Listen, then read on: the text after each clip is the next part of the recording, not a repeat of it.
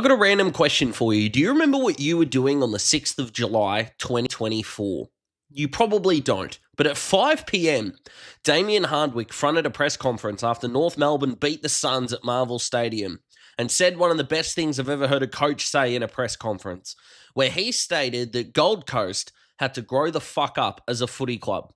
And tonight, against the Pies, after keeping them goalless in the first half and withstanding a comeback that so many other teams had faltered against since Craig McRae took over, they emerged victorious, and it looks like that growing up has finally happened.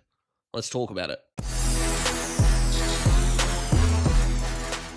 I'm hoping the overwhelming narrative around this game is going to be the maturity that Gold Coast showed, because like I said, and I think a lot of people are going to go down the path of, well, look at who Collingwood had out, or they're going to go along the lines of, well, they should have been further in front at halftime. I can already see the excuse wagon happening on social media right now. But as I said before, the Pies, since that opening round massacre, if you want to call it that, against GWS, had lost once by 3 points. Now, of course, coming out of this from the Collingwood point of view, which I'll keep pretty short and sharp here because they're not really the talking point out of this game, is that outside of opening round now, they've lost 2 games by a combined 9 points. So they are in no way a bad position at this point in time.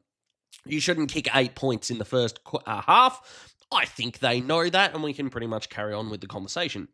Now, what was really interesting here is it's not as if Gold Coast had played a bad first half of footy. In fact, they should have been further in front. They absolutely should have put more scoreboard pressure on the Pies at that point, and that was where the maturity had to kick in. Okay, they also weren't perfect in the first half. Of course, they were much better, kicking 7 goals, 7, of course, but they had to come out of this intact. I think the psychological damage from losing this, especially around that bye mark, I should say, they lost to Fremantle, Geelong, and GWS. 3 teams around that mark. And if they had to put that first half together against the Pies and then faltered, I can't help but think that it would have been another nearly wasted campaign.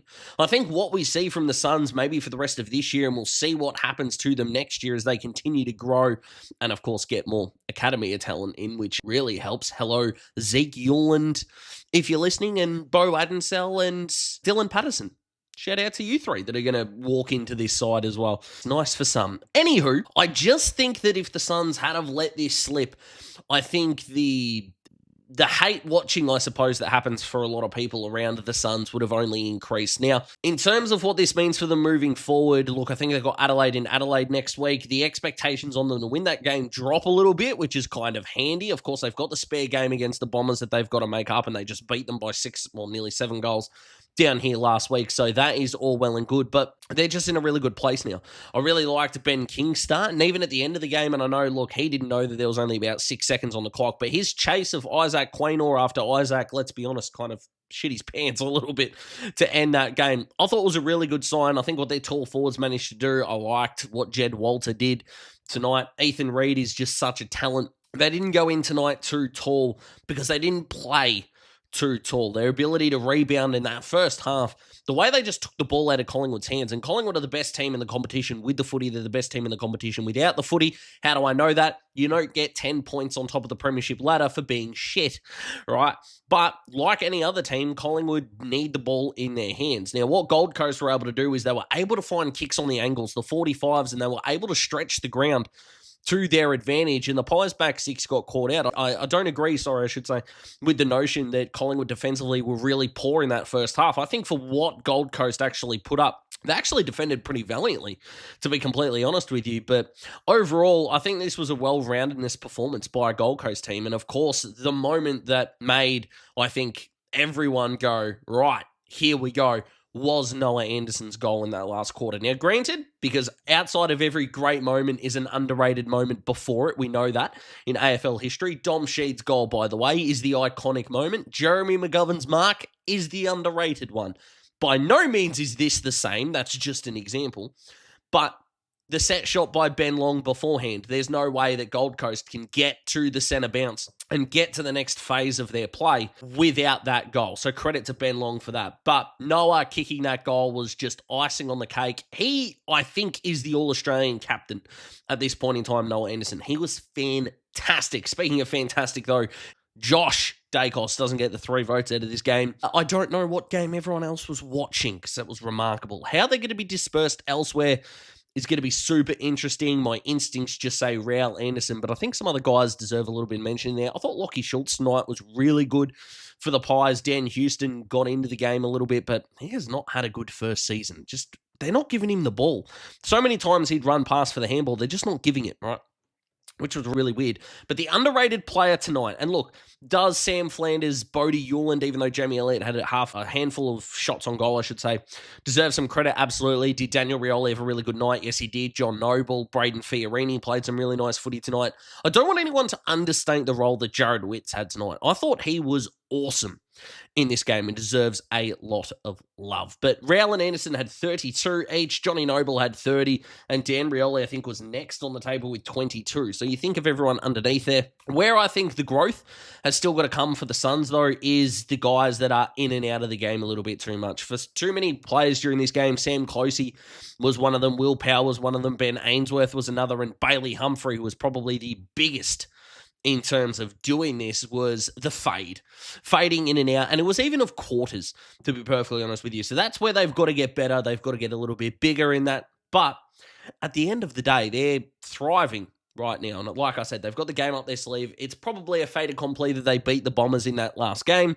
Therefore, they should be in the top 4. And considering that according to Champion Data, they have had, I think, a top 3 easiest draw at the start of the season. I don't know how that compares now to how the season has gone. I haven't gone back and checked that, but coming into this season, I think they had the 2nd or 3rd easiest draw of any team since 2019. So you've got to capitalize on that, and they have done that, which is good. That's what you want, right?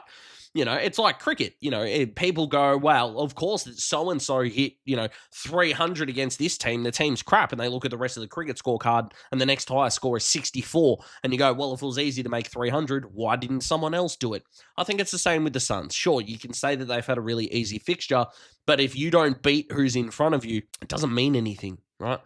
And look, we also, sports fans do this in general, and I think footy fans do this more than anyone else does, is that we like to really downgrade other people's success and happiness, which kind of sucks, but that's the state of Aussie society at this point in time, right? We just can't be happy or accept it, right? Even if we hate watching Collingwood, which is not something I tend to do, but I know a lot of people do, because Collingwood, of course, are very much hated in this competition, are still wanting to go, yeah, but. And I don't really like yeah, buts. This was a quality win by a Gold Coast team that has had people doubt their existence, that have had people doubt basically everything about them that have come out on top, and I think they deserve credit for that.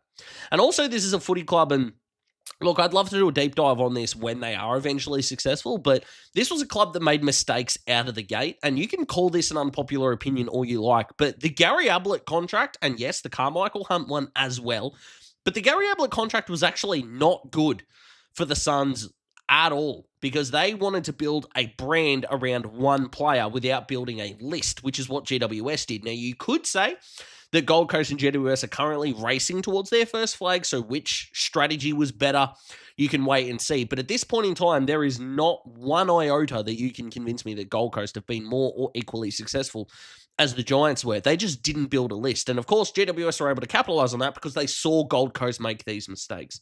However, they've got the coach right. They've got the captain right. They re-signed Matt Rowell, and everything's going beautifully. And as long as the AFL allow them to make good decisions at the trade and draft table, right, does pick 6 and 20 sound outrageous for Dan Rioli right now? Well, given that Rioli's role is a good one, it's been a win-win, right? You don't have to fleece anyone in order to get the deal done, right?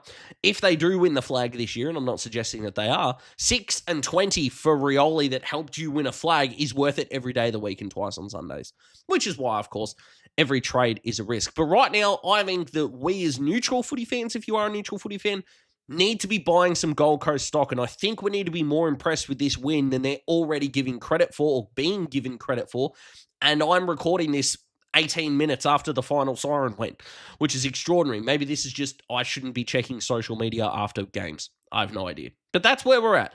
Credit to Gold Coast. Collingwood, they're going to come away from this being absolutely fine and still the best team in the competition. It's them, Brisbane, and then probably Geelong on their own in that sort of third tier. And then basically everyone else in that 9 jostling for the 4th best team in the competition, whether you think it's Adelaide, Gold Coast, Hawthorn, if you want to, Freo, GWS, the Bulldogs, whoever you want to go with is absolutely fine with you. But credit to the Suns. They had an awesome win, a really good game of footy the first Friday up on the Gold Coast. A resounding success, a sellout during school holidays. You're guilty.